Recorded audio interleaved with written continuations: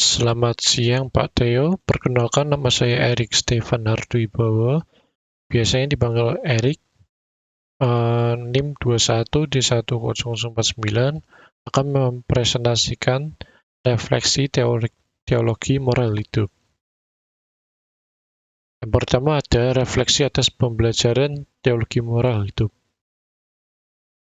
Menurut saya kita merupakan manusia sebagai makhluk hidup yang mempunyai badan yang berjiwa dan jiwa yang membadan, memiliki kemampuan cipta, rasa dan karsa, memiliki banyak kecerdasan, subjek yang otonom. Dalam Alkitab mengatakan bahwa kita sebagai manusia diciptakan serupa dan segambar dengan Allah. Maka dari itu, dari dalam Alkitab di Kejadian 1 ayat 26-27 berfirmanlah Allah, baiklah kita menjadikan manusia menurut gambar dan rupa kita, supaya mereka berkuasa atas ikan-ikan di laut, dan burung-burung di udara, dan atas ternak, dan atas seluruh bumi, dan atas segala binatang melata yang merayap di bumi. Maka Allah menciptakan manusia itu menurut gambarnya. Menurut gambar Allah diciptakannya dia, laki-laki dan perempuan, diciptakannya mereka. Maka dari itu kita sebagai manusia diciptakan dan disucikan yang bernilai, dan kita sebagai manusia tidak boleh mengorbankan dan memperlakukan seperti sumber daya.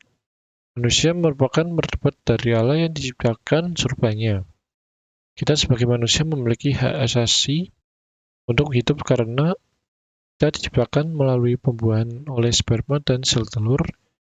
Maka dari itu, kita diberikan hak untuk menjaga dan memelihara hidupnya sendiri dan wajib menghormati dan melindungi hidup orang lain.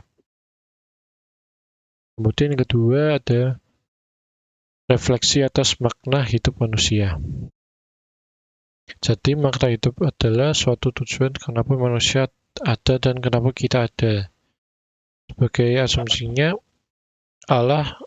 sebab asumsinya adalah manusia tidak selalu ada dan pernah tidak ada. Jadi kehadirannya dianggap membawa suatu makna tertentu. Dalam Kejadian 1 ayat 26-29 berfirmanlah Allah, baiklah kita menjadikan manusia menurut gambar dan rupa kita, supaya mereka berkuasa atas ikan-ikan di laut dan burung-burung di udara, dan atas ternak, dan atas seluruh bumi, dan atas segala binatang melata yang merayap di bumi. Maka Allah menciptakan manusia itu menurut gambarnya. Menurut gambar Allah, diciptakannya dia. Laki-laki dan perempuan diciptakannya mereka. Allah memberkati mereka, lalu Allah berfirmanlah kepada mereka, beranaklah dan bertambah banyak, penuhilah bumi dan taklukkan itu.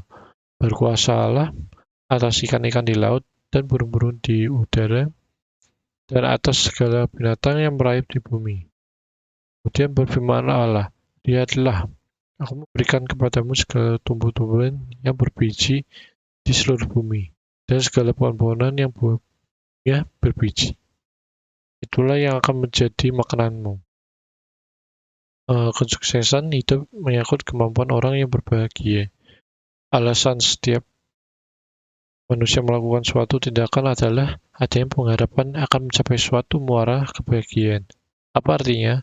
Semua yang kita perjuangkan dalam hidup ini, kalau nyatanya tidak bisa membuat bahagia, kita menjadi kaya atau miskin tidak karena harta, tapi karena kemampuan untuk menikmati anugerah ini, hidup ini.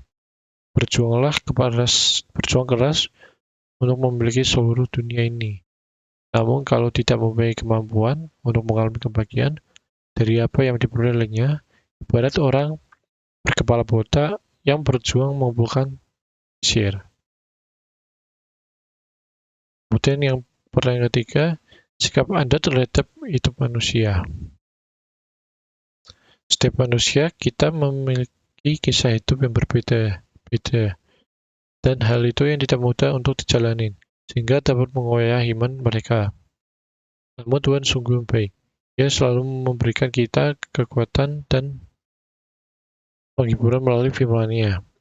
Seperti yang tertulis pada 2 Tawarik 15 ayat 7, yaitu tetapi kamu ini, kuatkanlah hatimu, janganlah lemah semangatmu, karena ada upah bagi usahamu.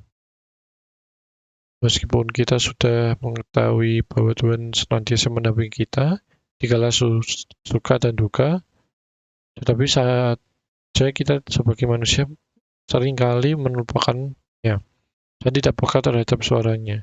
Maka dari itu kita perlu memiliki sikap yang benar sebagai umat Kristen untuk menghadapi masalah yang ada. Kemudian ada dua masalah yang sering kita hadapi dalam sehari-hari, yaitu yang pertama ada sering putus asa dalam melakukan hal sesuatu, yang kedua sering lupa berdoa setiap hari. Yang pertama, sering putus asa dalam melakukan hal sesuatu. Dalam sehari-hari ketika masalah datang dan sulit untuk kita hadapi, seringkali kita menjadi putus asa. Sesungguhnya sikap tersebut tidak benar, karena dengan sikap putus asa tidak dapat menyelesaikan masalah kita. Justru yang harus kita lakukan adalah tetap semangat dan terus percaya kepada Tuhan, seperti kisah 10 orang kusta yang telah dipulihkan oleh Yesus. Kisah tersebut terdapat di dalam Lukas 17 ayat 11-19. Ketika kita berseru kepada Tuhan untuk memberi kekuatan dalam menghadapi semua percobaan, percayalah kepada Tuhan, Yesus akan memberikannya. Melalui ayat tersebut terbukti kuasa Yesus nyata dalam hidup kita. Kemudian yang kedua, sering lupa berdoa setiap hari. Dalam sehari-hari kita sering lupa untuk berdoa setiap hari, karena berdoa merupakan cara kita berkomunikasi dengan Tuhan. Melalui doa, kita dapat mengungkapkannya semua hal yang kita rasakan. Terutama di saat masalah datang, biasanya kita menceritakan semua masalah kita kepada sesama manusia. Namun saat ini kita bisa mencoba untuk mulai menceritakan setiap masalah kita kepada Tuhan melalui doa. Sebagai umat Kristen, kita diajarkan untuk menyatakan keinginan kita kepada Tuhan dalam doa sesuai dengan firman Tuhan yang diambil dari Filipi 4 ayat 6 yang berisi, janganlah hendaknya kamu khawatir tentang apapun juga, tetapi nyatakanlah dalam segala hal keinginanmu kepada Allah dalam doa dan permohonan dengan ucapan syukur.